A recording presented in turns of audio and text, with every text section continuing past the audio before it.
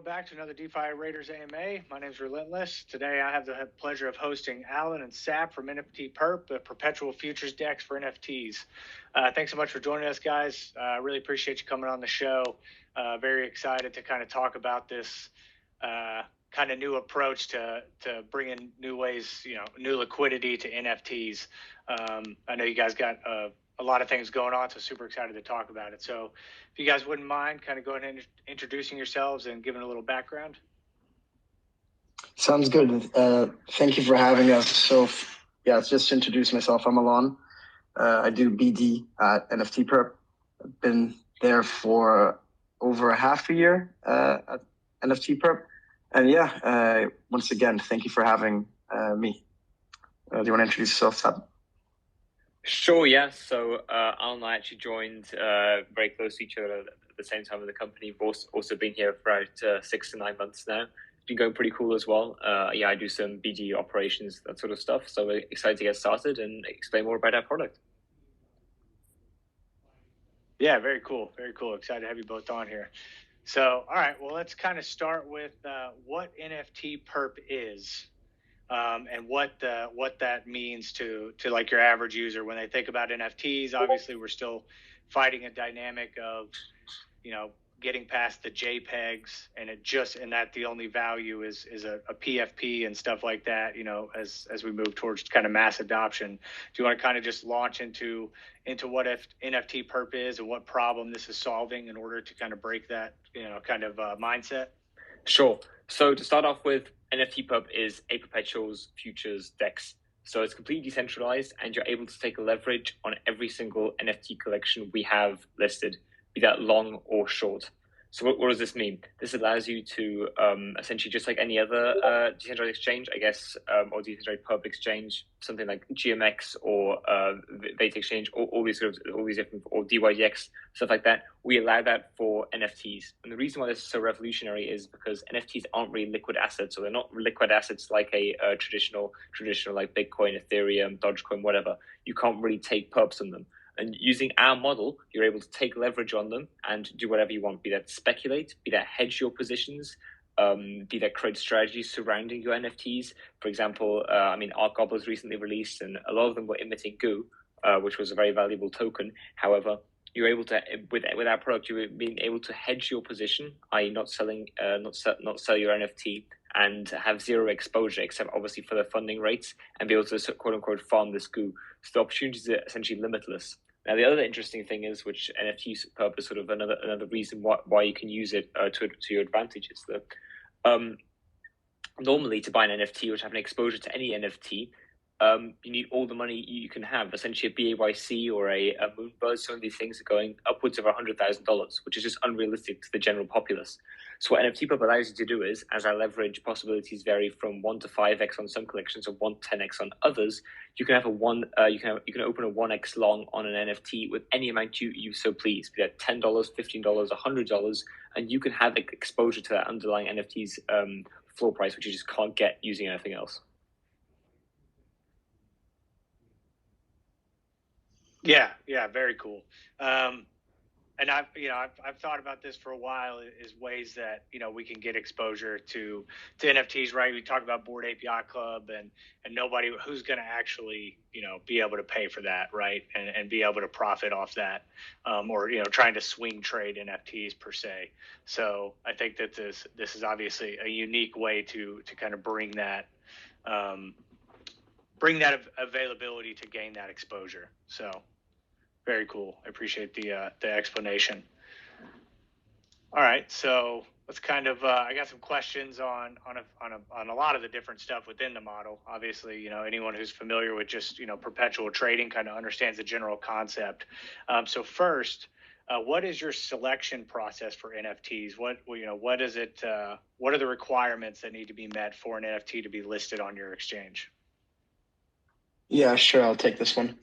So just to start off and to bootstrap NFT Perp, we basically handpicked a couple of NFT collections that we thought would kind of bode well with the community. Those are blue chip NFT collections. There are numerous reasons why we chose them, and kind of I'll go through the criteria right now to kind of introduce what the whitelisting or what the listing process will be like for different NFT collections. So basically, what we're looking for are NFT collections that already have a fairly liquid spot market. Obviously, we are trying to be a part of the solution that make kind of trading NFTs more liquid. But at the end of the day, this is we're dealing with derivatives contracts, and they depend in turn on the spot market. And if the spot market is incredibly liquid, then it will be quite difficult for us to have it listed on kind of this open and permissionless market, because it'll be very easy to tamper with the floor price. So we're looking for NFT collections that are more liquid than others. Obviously, we'd love to have blue chip collections on board because everyone wants to trade them. And at the end of the day, we're a business. So we want to give users these kind of opportunities that they're looking for. So they might want to hedge against their Bored Apes, for instance, or their Azukis, or go leverage long on those collections. So that's another thing. Just basically go for blue chip collections that we know are in demand. And thirdly, just kind of our general feeling from the community. So one thing that we've seen a couple of months back is that there was huge demand for listing melodies. And it turns out that kind of a huge subsection of the traders on NFT Perp are melody holders. So what ended up happening was that melodies were listed kind of midway through the private beta, or like a month in, maybe a bit less even. And they've not completely taken over, but they went from just not being unlisted to being the third most traded collection in the entirety of the private beta, which isn't very impressive considering the fact that every other collection got around a month head start. So we love to listen to the community and kind of give them what they want in terms of what they're going to be able to trade. In the future, this is going to look different though. Once we introduce our token further down the line, so this will be after we launch our product onto mainnet, onto Arbitrum mainnet, this entire process will be handled through governance. So can't really speak too much on the specifics. We're currently kind of developing them. But the idea is that token holders will be able to vote on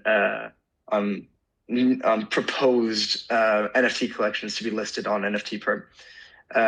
Hopefully that kind of summarizes it well where we are right now and where we will go in the future. Yeah, very clear. It makes a lot of sense, and I guess I won't try to grill you too much on some of those other things that you don't want to dive into. So I'll mark that question off as not released yet. So all right, so cool. Let's kind of talk about some of the technical aspects of the project. I mean, you guys got some really cool things here.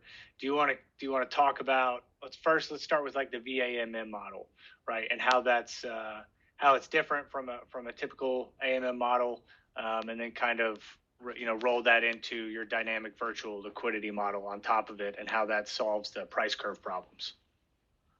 Yeah, for sure. So I think the best way to kind of describe why our model is superior to some other models for not only for perpetuals but other solutions for improving NFT liquidity for trading purposes. So let me kind of contrast our model with an order book model. So an order book model, kind of what you have on a centralized exchange or on other perp dexes like TYDX, you need market makers. You need someone. You rely on a central limit order book. So basically, you have market makers, or basically makers. That's what you call them. Setting limit orders on the exchange, and basically if someone sets a market order, they're a taker. Basically, they take liquidity from the book. They will slowly go down the order book and take liquidity from there. And basically, what this model relies on, is for market makers, or for these makers, to be able to hedge themselves, and that is what allows kind of the bid-ask spread. So the the execution price for traders to be a minimum. This is not really possible in the spot market for NFTs because you can't really, actually borrow NFTs and then sell them in the open market. It's a very, I guess that's not really unlocked yet. This is not really possible. I mean, the whole idea of NFTs is that they're non-fungible. You're not really supposed to be able to do that with them. So we couldn't really do that. So if you take a look at there aren't really any right now, other NFT perpetual dexes. There have been some experiments in the past, but they basically failed. The bid-ask spreads are huge. The Oracle prices are easy to tamper with, et cetera, et cetera. So what we're using is the VAMM model, so the virtual AMM. And basically so kind of in a nutshell of how it works and what it allows our users to, or how they use NFT Perp is you can enter a position at any time. You don't need a counterparty for that, unlike in an order book model, but you're not going to be able to harvest any profit or any loss from your transactions until other people participate in trading. So basically what this means is that you can enter a position. You don't need anyone else to trade against you, but you can't really, make money out of nowhere. You need other people to trade against you, just like in any other derivatives market, for you to be able to make money. Very simple. So the idea is you're able to enter a position by basically locking your margin in our what is the word I'm looking for? In the clearinghouse, yeah. And the price that you receive in return for this margin that you post up, obviously based on how much leverage you take, is based on a bonding curve. So as you can see, you don't really deposit your liquidity in any AMM. The bonding curve that we use is only there for price discovery. It's not there to actually swap any tokens in and out like a real AMM. So the virtual AMM is just there. I mean, it's called virtual just for the sake of trying to reach a market clearing price. That's the goal of the VAMM. So there's separation between the margin that you have and the AMM itself. Hopefully that's clear and why we call it the virtual AMM. So that is how you're able to enter the position. You're able to receive some sort of price while your margin is kind of locked, and therefore you're able to take leverage in kind of a very sleek and efficient manner. That's the most important thing, and therefore you're able to minimize trading execution costs, et cetera, et cetera. And it's supposed to be a lot more efficient. And as you can see in our private beta, we've managed to garner a lot of attention. A lot of people have been using the product, so we can kind of deal with quite a lot of liquidity coming at us. We've already attracted over tens of millions in volume, as well as in over millions of dollars in net open interest on our platform. So I can definitely say that to some extent, our model has been a success. Obviously, we try to improve and tweak the model, on a day-to-day basis, and to make sure it's ready for the open market where anyone can permissionlessly access NFT Perp. But yeah, that is kind of where we're at right now, and how the VAMM model works. Hopefully that covers most of it. You can dig in if you'd like. Yeah, makes a ton of sense. For basically just, enter a position, you need other people to enter the position for liquidity as opposed to having a liquidity pool. And then you guys, you've got once they enter that position, you need other liquidity in order it to be settled through your basically collateral vault, right? So. Yeah, that's definitely one way to put it. Yeah. Okay. Not as succinct or as intelligible as yours maybe per se, but I mean, you guys are the ones building this, so you're able to describe it in a much more thorough manner. But that's kind of my TLDR understanding of it, which makes sense. And yeah, all right, very cool. So I appreciate that. And then, do you want to kind of talk about how? So we talked about the bonding curve, right? And then there's some, different issues with the bonding curve, right? Do you want to kind of talk about how your dynamic virtual liquidity or your DVL, as you guys put in the paper, solves the bonding curve issues? Yeah. So in a VAMM, you basically you're constrained by the XYK model. Not too sure if I should kind of dive deep into what this is, but essentially, what an issue VAMM models have had in the past. So we basically have adapted VAMM models from other perpetual futures protocols for ERC20 tokens.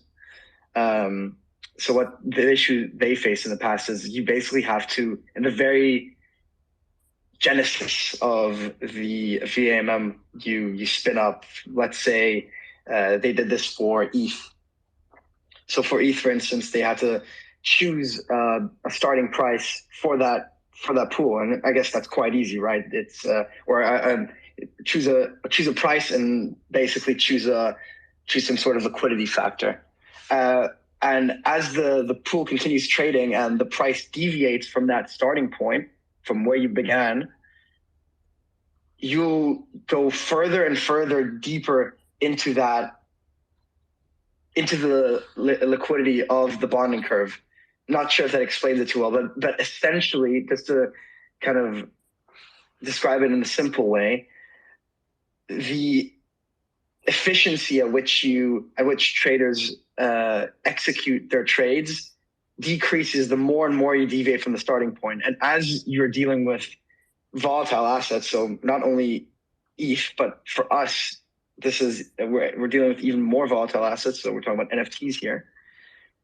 This does not make any sense, because you're basically, if you have a static, what you'd call a static K, you're basically assuming that the price of, let's say, BAYC is going to remain kind of close to where you began or where you spun up the pool originally, basically forever, which that makes absolutely no sense. That's not the point of what we're offering. These assumptions are not realistic whatsoever. BOAC is very likely to go way over where we began or way under. So that's just not very sustainable. So basically what we have is what's called dynamic K. So one of the factors which determines what price a trader can execute their trade.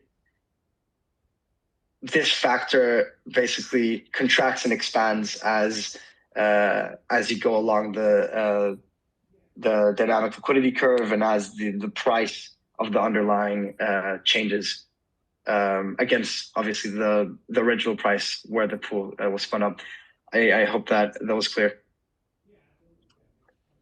So basically, We're able to deal with different market conditions. We're not assuming that the assets that we deal with basically remain the same in terms of liquidity and in terms of price. Yeah, absolutely. Yeah, it makes a ton of sense. So basically, just keeps it, by being able to, how do I announce it? Basically, it just keeps us in kind of the middle of the bonding curve, right? Yeah, exactly. So there are a couple of different what was the word I'm looking for? A couple of different opportunity costs that you're dealing with. You need to sacrifice one thing for the other, essentially. And you want to make sure that you're not over optimizing. So you're not expanding and contracting K too much. So that's kind of one of the things we've been dealing with. But at the same time, you also don't want to deviate too much from the center of the bonding curve. You want to stay fairly centered at all times so you can offer good liquidity, but you don't want to tamper with the market too much, because otherwise it's too centralized. You're not really allowing for the market to play its part.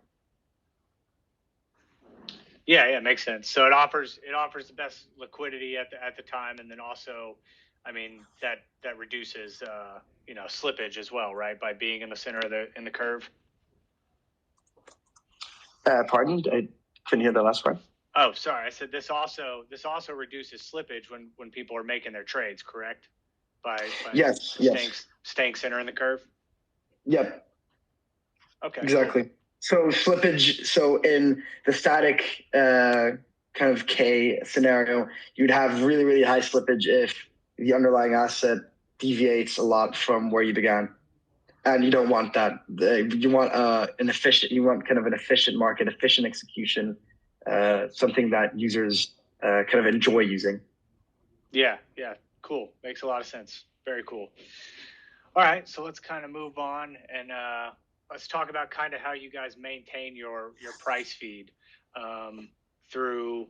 If you want to talk about your price oracle and then how your true floor price mechanics work. Sure. So essentially, the way we pull out Oracle, I guess the Oracle data is firstly by a bunch of different sources. So we'll pull from OpenSea, Sudo, LooksRare, X2, Y2. Every single large NFT collection will be using those, and will be and every single large NFT marketplace will be pulling the data from those, aggregating them and collecting them, and then taking a mean of all the data collected and using that as the true floor price for our individual collections. Okay, and how often how often does it update the price floor? Well, the price floor updates essentially every tick. So I mean every block. Okay. So they're continuously, yeah. Okay. It's sort of continuous, but it doesn't always necessarily update because not every instance is there someone trading is trading an NFT from an NFT collection. So sometimes you have a couple of minutes or even tens of minutes, even hours that NFTs are traded from a certain collection. Mm-hmm. So it obviously really depends.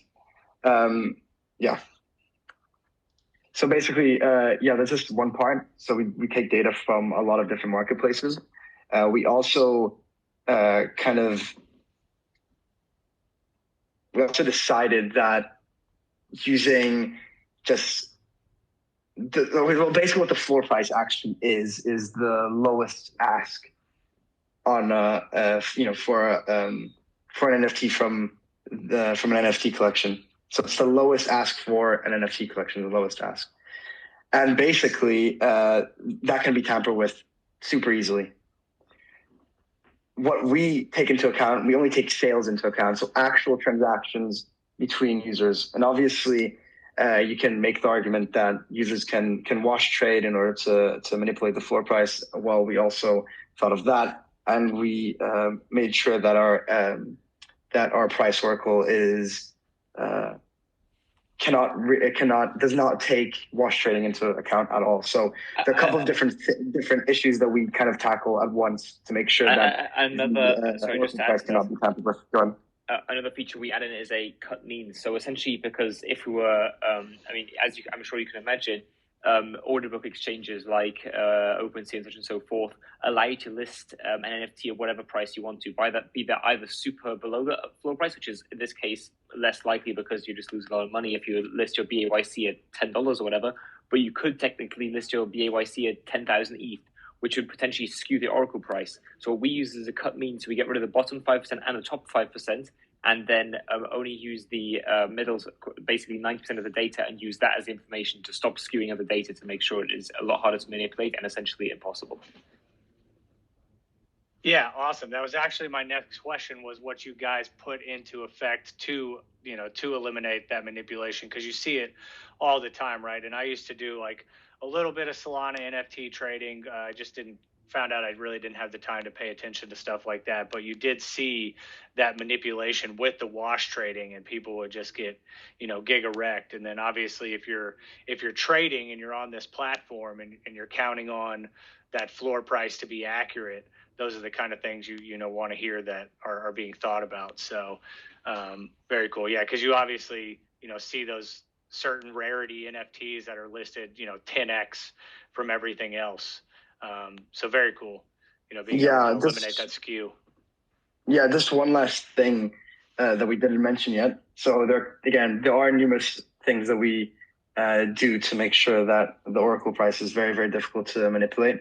The last thing is that we TWAP basically the price feed. So that means that it's a time weighted average price. We usually, currently it's 4 hours for a couple of the collections, but we're also experimenting with having that to less, to around 1 hour.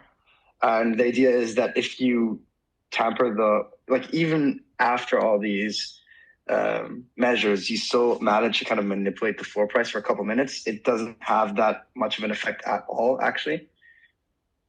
So basically, we take all the prices from, let's say, 4 hours, from the past 4 hours, and we take all of those into account. So if you just manipulate the floor price or our true floor price for 5 minutes, then it doesn't have the big an effect. They're weighted with the data from the past 4 hours. So the other 3 hours and 55 minutes have some sort of effect on the price that you trade as well. Yeah, very cool. Eliminating a lot of the issues that you see with typical NFT trading. Yeah, I like that. All right, very cool. I think that's obviously well thought out and well built. So let's kind of transition here a little bit to a couple of the other things that you guys are offering. The insurance fund and the insurance pool. Do you want to talk a little bit about those, and then how your insurance fund is funded per se, I guess, through the trading fees and liquidations? Yeah, sure. So a couple of things here. The insurance fund is this fund of liquidity of ETH or wrapped ETH that NFT Perp itself seeded. This is kind of a protocol-wide insurance fund where, in case of bad debt or convergence events, we haven't really discussed those yet, but if users basically or traders need to be compensated to some extent through convergence events, then the insurance fund steps in and provides liquidity there. Bad debt is kind of obvious that happens sometimes. Obviously, we try to mitigate that through our margining system, et cetera, et cetera. But basically, our insurance fund is you can kind of hear from its name. It's just supposed to insure the protocol from bad debt and all these other things. Once again, we seeded ourselves. This is contrasted by the insurance pool, where the idea is, this is kind of an idea that's coming soon, but we discussed this with several community members over time, and we think there's some potential there. So can't really guarantee what it's going to look like, but the idea is that users can stake their wrapped ETH for each VAMM pool, and they receive a portion of the revenue that comes from that pool. And essentially what their capital is used for is that, for instances of bad debt or convergence events, et cetera, this insurance pool is the first responder basically to those events before the insurance fund. So the insurance fund is the last barrier of defense for the entire protocol before it essentially goes insolvent. But the insurance pool is supposed to be an added layer on top of that. And basically the layer that's on top of that are all of our security mechanisms. So if you think about it, it's like kind of these Lego blocks where in the very, very base layer of security, the last line of defense, you have the insurance fund. Then on top of that, you have the insurance pool. And on top of that, you have all the other security mechanisms that we have in place, such as the true floor price and some of the other mechanisms that we have in place. Yeah, just one last thing before we kind of move on. We kind of liken this, the insurance pool idea to kind of GMX's model, where you, to some extent, you have some sort of exposure to what's going on in the trading pool. So what users are trading. Obviously, it's it's different because you're not the counterparty to these positions. That's not what you're doing. But it's a sort of, the way we compare it is like you have a stake in how well the pool performs in terms of how much usage there is, and how many fees are generated. How many fees are generated, exactly. And the fact that you do obviously take on some risk, but you are rewarded very handsomely for doing so. Exactly. So you'd get a cut of the revenue. Yeah, and this one last time, the insurance pool, more details are going to come out. I kind of gave vague details surrounding it, but it's something that's still in development. But we'd love to give you some teasers, as well as kind of see if any community members have any feedback on this idea. Yeah, absolutely. Awesome. Do you want to kind of, you mentioned it, and I probably should have brought it up when we were talking about the DVL, and I apologize for that. Do you want to talk about the convergence event and how that's handled, and then so that everyone understands how that feeds into the insurance fund? Yeah, so basically, a convergence event is when the price on our market, again, we generate the price that you receive is based on the bonding curve on our platform on the VAMM. So the convergence event happens when, firstly, the price on our market, the mark price, deviates from the Oracle price, from the true floor price, by more than 5% for longer than 8 hours. So some of these parameters may change in the future, but currently that's what it looks like. And when there is this convergence event, then basically the market price that we have converges back to where it's supposed to be, which is closer to the Oracle price, to the true floor price. Now, for this to occur, basically sometimes funding payments have to be covered for, and because this is something that you can't just it's kind of a security mechanism. So this is not really supposed to happen, and that's why we cover the cost through the insurance fund. So if this happens, the insurance fund takes over, and I can just give you some statistics on the private beta. This has happened a couple of times, but essentially, the insurance fund has paid out around 100 ETH over the course of the last, say, 2.5 months, something like that. But our insurance fund is actually net positive. So from trading revenue, just from the fee that we collect, which is 0.3%, and this is actually a dynamic fee. I can also get into that.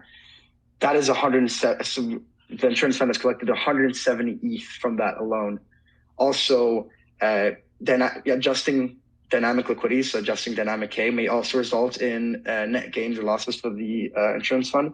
Up until now, for these repegs, as we call them, the insurance fund has gained 15 ETH.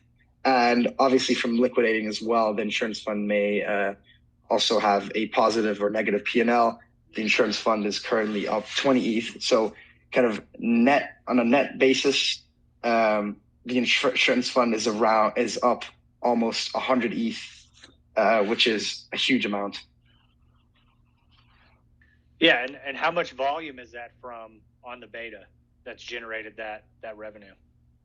Yeah, that's from around $80 million of trading volume. So just like, I guess, can kind of do a quick napkin math. 100 ETH, that's around $150,000, and that's on $80 million of trading volume. So I actually haven't done this in quite some time, but yeah, it earns an interesting so around less than 1%, but basically for an insurance fund that's supposed to be the last kind of the last defense mechanism, that's pretty impressive. So yeah, and how many traders did you guys see utilizing the beta to generate that volume? Over 3,000 actually, and even now we're seeing active trader counts of about 200 to 300 daily. So yeah. So 80 million in volume generated from about 3,000 accounts just through the beta. That's pretty good. Yeah, it's actually, really good. sorry, just to correct, it's 3,000 whitelisted, around, maybe a bit less.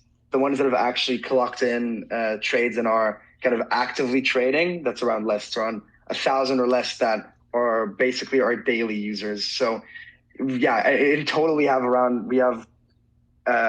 more than, let's say, 1.5 to 2,000, even more people that are whitelisted and maybe have tried out our product, but those that have actually utilized our product to its full extent, maybe using a bit more, I guess, wrapped ETH, that's around a couple hundred to 1,000 of daily active users. So and just for our total amount of traders, I'm pulling the direct data from our June dashboard now. It's about 1,500. So yeah, there we go. That's very promising then for just a beta with kind of a new concept within NFTs, which is still somewhat considered niche in a lot of areas. So I mean, a 3 to 4x in just trading, just daily active traders. I mean, that's a lot of volume. Yeah, and I think it really speaks to the demand, potential. Like, and the potential that this product truly has. I mean, this is for whitelisted participants only. We whitelist on a daily basis, but it's the team that takes a look at potential testers and decides who's allowed to trade and who isn't. So really, we have around daily active users. And again, we can share our Deem dashboard. It's free for everyone to see. But daily active traders around 1 to 200. It can be more than that. And just from that select pool of people, we've generated over $150,000 worth of revenue, which I think is very promising. And we're big fans of real yield, so can't really promise anything yet, but we want to be a part of that movement, I guess, when our token comes out. So yeah, I guess it's worth touching base with us a bit later down the line once our product goes live, and also when our token goes live. Yeah, and I think it's worth noting too, just as you talk about potential, right, from that trading volume, is that you guys have only had the beta open for a couple months, right, since the beginning of December. Yeah, exactly. And this is a time when there's a lot less volatility than usual. So there's Christmas time, there's the beginning of the year. We've had a couple of weeks here and there where volatility, not only in NFTs, but across risk assets, not only in crypto, but traditional assets as well, was super, super low. So despite all of that, we've still seen this massive success. So it's very exciting times for us. Yeah, and if you're paying attention to macroeconomics and the potential for the things that are coming to for example, the U.S. economy and what's happening in the EU, there's some potential real high volatility on the horizon. Absolutely, and you can gain some sort of exposure to that.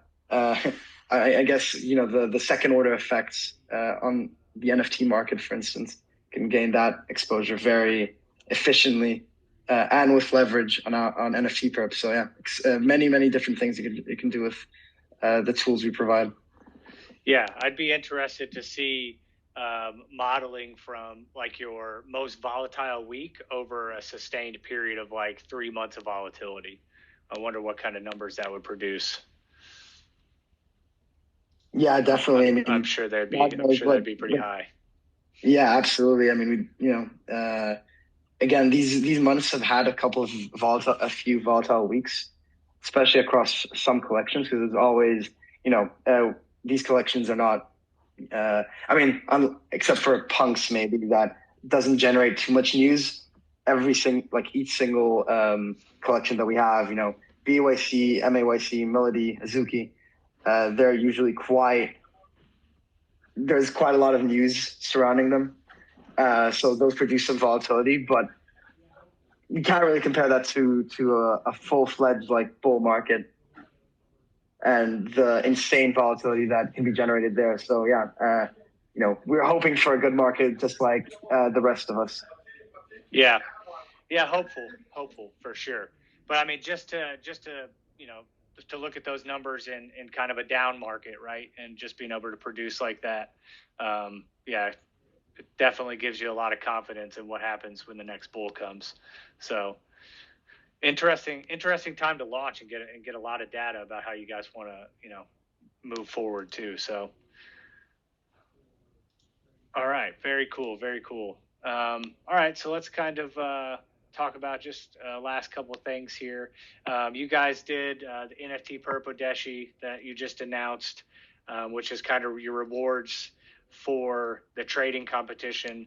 I know you guys don't have a lot of data on your token and what's coming for that, but if you wanted to touch a little bit about on Odeshi and the rewards that are available for users, and then potentially how that's going to fit into the tokenomics, if you're able to talk about the tokenomics. Yeah, absolutely. So Odeshi, we're supposed to. Yeah, Odeshi. It's supposed to be similar to Odyssey, like Arbitrum Odyssey. Okay, got it. Yeah. So essentially, what NFT Perp Odyssey is it's a retroactive airdrop campaign. We're being very upfront and kind of honest with our community. We're going to reward users for trading on our platform with genuine trades. We try to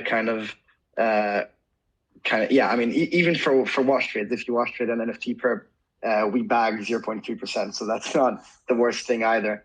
But essentially, it's just in a retroactive airdrop campaign. It's going to be ongoing for numerous months. Can't really confirm how long it's going to go for right now, but it's going to be an ongoing initiative, and it's basically not only just for normal kind of trading volume. You can also get rewarded for converging trades.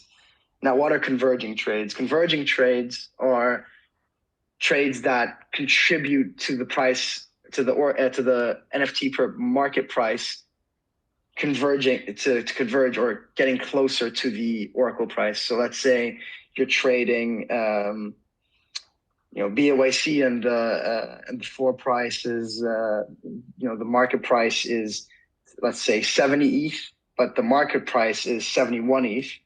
A converging trade would be a long, because a long contributes to the market price being slightly above 70 ETH. It would be 70.1 or 70.2, depending on your size. It could be even more. But the point is that due to your trade, the market price in our platform is closer to the true floor price. And we kind of want to reward you for that, because you are kind of contributing to more, efficient and true market. I don't know how else to really explain it. I think it's quite strict.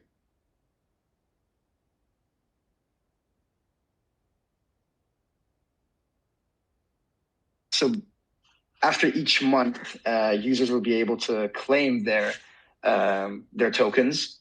Our token is not live, by the way. So what you receive is VNFTP. Our token is going to be called NFTP, just like NFT Perp. But what users receive for the Odyssey campaign, as well as for other for trading competitions, for instance, we give out these rewards, et cetera. You receive VNFTP, like a voucher NFTP. That's the idea behind it. And it's a non-transferable token. You can't send it to your friend or anything like that. You can't trade it on an AMM. You can't spin up a liquidity pool against it. So it's basically just going to sit in your wallet until our token goes live. Then you'll be able to redeem your VNFTP for NFTP on a one-on-one basis. And then you'll have a guaranteed amount of NFTP when it goes live. So that's kind of the rundown of NFT Perp Odyssey, as well as what VNFTP is. Very cool. And none of that's vested after they redeem it? Nope. So as soon as we go live and you redeem your VNFTP tokens for NFTP, you'll be able to do whatever you like with them. Obviously, there's going to be some quirks to it once our token launches, because, to the token generation event, et cetera, there's going to be some... you're probably not going to be able to instantly unlock it, but it's not going to be vested. So that's just the general idea. Okay, very cool. And it's and it's only it's less than 0.15% of the total supply. Yeah. So not enough to someone to trade a ridiculous amount and crush it. Yeah. No, absolutely not. Absolutely not. But it is, I must say, a decent amount. if you look at it over the span of several months, certainly until when our token is going to launch, it's going to be still a decent amount to where we actually reward early users to a significant degree. And yeah, so we do have quite a wide base of users. It is kind of done pro rata based on volume and convergence trades, but we haven't seen one or two wallets completely dominate the rankings when it comes to this, not at all. So, we're not going to have like one or two wallets that have a good portion of the NFTP or NFTP to dump when our token comes out. That's not what's happening. Yeah, that's what we're aiming for either. The airdrop is more of a community building exercise, and obviously rewarding to some extent our early adopters. But it is by no means going to heavily affect our price or the future of our protocol. Yeah, absolutely. We don't want a really inflationary token with we really don't want our token to be like a terrible governance token that doesn't really do anything and is given out to wash traders or anything like that. Like there's been a lot of thought that was put behind our tokenomics. There's still a lot of thought that it will be put behind our tokenomics, but this was just one of the pillars that is going to allow us to bootstrap and reward early users before our token launches and before we approach our full mainnet launch. Yeah, very cool. Very cool. Smart approach. Incentivize, but incentivization while thinking about the long-term health of the protocol. It's very, I think something that a lot of people look at when they want to get invested.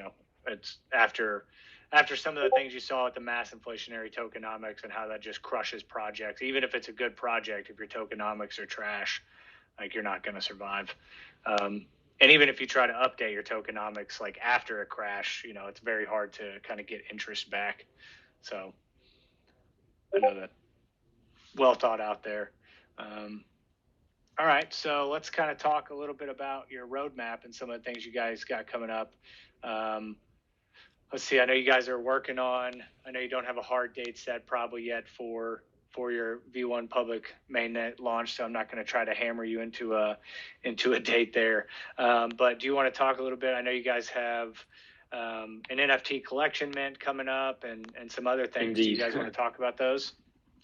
Sure. Yeah. So I guess back to the V1 sort of thing. Yeah, it's coming. Don't worry, but it's just going to take some time. We want to nail it all out to make it a perfect product and then reveal it to the public. So it will just take time, and we'll get back to you when it does arise.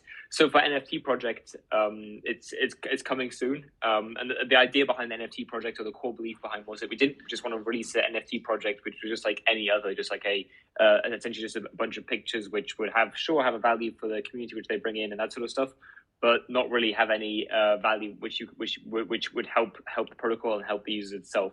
So we decided to design a system which would allow holders of these NFTs to benefit from their actions on NFT Perp, be that through increased trades, the amount of a trading streak, their trading volumes, and even stuff like the amount of liquidations and stuff like that they've had, and directly tying this into the NFT collection and allowing these metrics to potentially influence the way your NFT looks, or influence the way the level of your NFT, or potentially even influence how much your NFT is worth if the community decides to price them like that. So there's a lot of stuff we've been working on there, and we're really excited to release some additional information about it coming soon. So yeah, so be on the lookout for teasers. I think we already mentioned that in the past, but this is something we put a lot of work into, and we will continue to put a lot of work into it. It's going to be a core feature of our product. We really want to emphasize we want to build a community here, and this NFT collection is going to be a core piece of that. So we're really, really looking forward to sharing that with you guys in the coming months. Yeah, I'm looking forward to seeing them. And then, are you guys just kind of a thought, for future? Are you guys looking at? I know you're going to launch on Arbitrum. Are you guys thinking about attempting to go cross chain, depending on how successful this is on Arbitrum? Are there any conversations there? So to be honest, we're pretty happy with Arbitrum now for ETH-based NFTs, as it is relatively easy to pull the Oracle pricing for the individual collections and brings it over. But it does become a different story when we decide to expand onto different chains, be that Avalanche or probably more importantly Solana, as the insurance funds would have to be priced in their native token. So for Solana, would need the Solana insurance fund, and let's say for AVAX or maybe Phantom NFTs, although the communities aren't too active there, we do see potential in them growing in the future, and allowing a service for them would mean that we'd have to create insurance funds in the as mentioned tokens on the individual chains.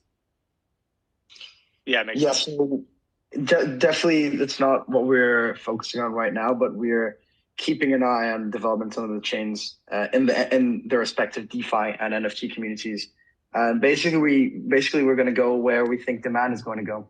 So if we see that there's a lot of stuff going on Polygon or on Starknet or on Optimism, it doesn't really matter. But where there's a lot of activity going on, where it's likely to be sustained, over the coming years, there's a chance we'll also want to replicate our product in these chains. But again, these are, if you really ask any of the team members what we think the next chain might be, if there even is a next chain, then it's basically just a personal opinion thing. We haven't really gone too much into detail about that because that's not our focus just yet.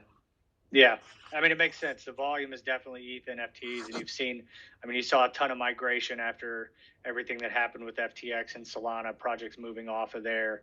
Although I think, Solana obviously still has a great NFT future there, but it definitely makes sense to keep your focus where you're keeping it. So, all right, very cool. And then last thing I wanted to kind of ask about is, I know you guys have announced some really good partnerships. Do you guys have any more in the works that you want to talk about? Excuse me, I didn't hear the last part. Sorry. I said I know you guys have announced some good partnerships over time with some good projects. It just was, are there any other that you guys are working on that you're maybe able to mention, or any that you're super excited about? I definitely have a couple of partnerships that we're excited about that are kind of coming up. What I would like to stress is look forward to our upcoming trading competitions. We think they're going to be super, super cool. Some of the prizes we're going to be giving out are going to be super cool. So I guess look out for that. If you want to look at some of the partnerships we've had in the past, you will be able to see them in our trading competitions, because that's kind of the best means currently to partner up with other projects. But just generally, we try to partner with every single legitimate, hardworking, and NFT finance project out there. We are very, very bullish on NFT finance. We believe we're a core part of NFT finance. So we have all the friends over the space where we want to kind of build with them. For instance, Caviar or NFT5, Vendao, et cetera, et cetera. There are many, many avenues where our perps can go very well with the products that are offered on these protocols. So we're very, very bullish on how users can use all of these products in tandem. Check out, look at my JPEG. We run it almost every week. This week we actually have 2 of them scheduled. So basically it's just our Twitter Spaces. We record it live, and then we post it on Spotify. It's just basically our way of connecting with and promoting NFT finance projects. So this week we will be doing our 15th and 16th iterations respectively. I'm pretty sure, or 16th and 17th. So we're already quite deep into this, and really look forward to some of the conversations we're going to be having. This week we have Vendao, and I think I forgot the the other one, but just look forward to these announcements that we'll be bringing out further down the week. Yeah, awesome. And then sorry, I was taking notes and I kind of skipped over. I meant to ask what else you guys are working on as far as security. I read through your PEC Shield audit, pretty good audit. You guys fixed the couple issues that they found like right away, and that's highlighted in there. Are you guys looking at any kind of bug bounty or continuous auditing as you guys get ready to launch on, you know, your public launch? Yeah, just one thing we're bullish on. We're part of this kind of Web3 kind of movement where we promote open sourcing. We currently do not like to do that. Do not want to do that because we're not a fully launched product yet. There's still a lot of things that are in development, and it just would not make sense to publish all of our code yet. But as soon as we go live, we're adamant that we will publish our code and be fully open source, and that will hopefully allow for us to launch bug bounties, as well as just kind of involve the wider development community to see what we can see how we can mutually benefit each other in terms of bug bounties or building on top of NFT Perp, et cetera, et cetera. There are many different avenues we can explore. And obviously, when new iterations of the protocol come out, then we do have to. We'll be more than happy to get new audit reports and/or potentially get more audit reports on our current code base. And to be honest, I think that's probably a good place to wrap it up, because Alan and I do have a upcoming call at 6 our time. So yeah. Yeah, perfect. Absolutely. Yeah, I really appreciate your time. Really appreciate the in-depth breakdown of everything, and I'm looking forward to the public launch. Thank you very much. It was a pleasure to be here. Thank you for inviting us. Yeah, absolutely. Guys, have a great day. You too. Speak soon. Bye-bye. All right, Bye-bye. everyone. Thanks so much. Thanks for showing up, everyone. Thanks so much for joining us again today, everyone. We're very appreciative of your time and support. If you're hearing this now on YouTube, please hit that like and subscribe button to help us expand our reach. Got a lot more coming, and look forward to seeing you all here in the future. See you next time.